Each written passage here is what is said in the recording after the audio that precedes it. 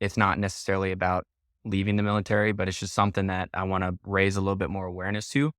And that is if you are still in the military and you are around people who are suffering from any type of mental health issues, I think that is a huge deficiency in the United States military right now, especially in my line of work. I've seen some bad stuff, and there is like a way out of all that stuff. And I think that an annual suicide awareness, mental health awareness briefing, or even a monthly one that has to do with a slideshow, I don't think that is doing anything. I honestly think it probably makes it worse. Finding avenues to communicate to people, actually genuinely showing people that you care and that you're trying to help them.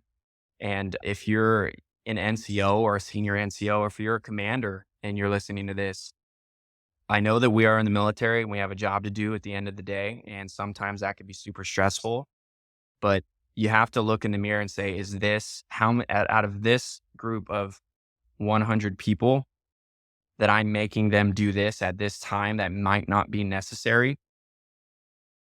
Like, how many of them is that going to affect mentally in a worse way? So I think that everybody in the military, supervisors or not, have a better eye out for this stuff.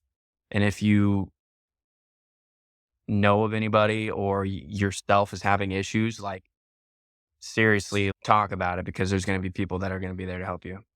I think the call out for mental health is incredibly important. I think that for people who are going through the military and for people who are getting out of the military, the number one assumption that people make is that they're the only person who feels the way that they feel.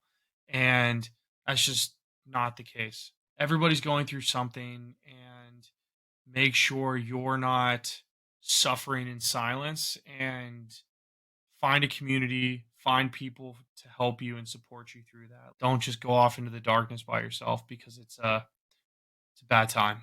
And I think that it's amazing advice for those in leadership to be come up with real solutions to deal with that and not just do a monthly briefing, because there's nothing that makes me want to kill myself more than PowerPoint. Exactly. I think you just like we both just said it. It's like it's a lot of weight to carry, but it is the position and the people in the positions of power that are going to have to make those adjustments.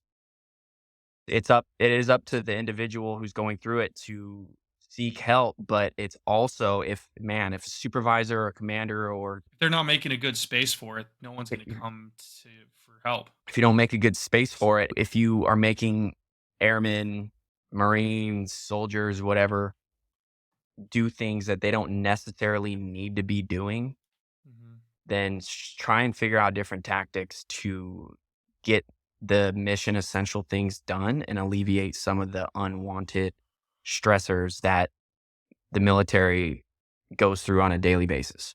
It's very much so a culture thing. Officers get paid more, and senior NCOs and NCOs get paid more because the expectation for them to make decisions outside of their singular scope of influence is it's that's the expectation. So you get paid the big bucks because you're supposed to be taking care of people. And I think that's an amazing point and something that everyone should be thinking about, whether they are in a leadership position in the military or if they're in a leadership position outside of the military. It's your responsibility to do that whenever you can. So Correct.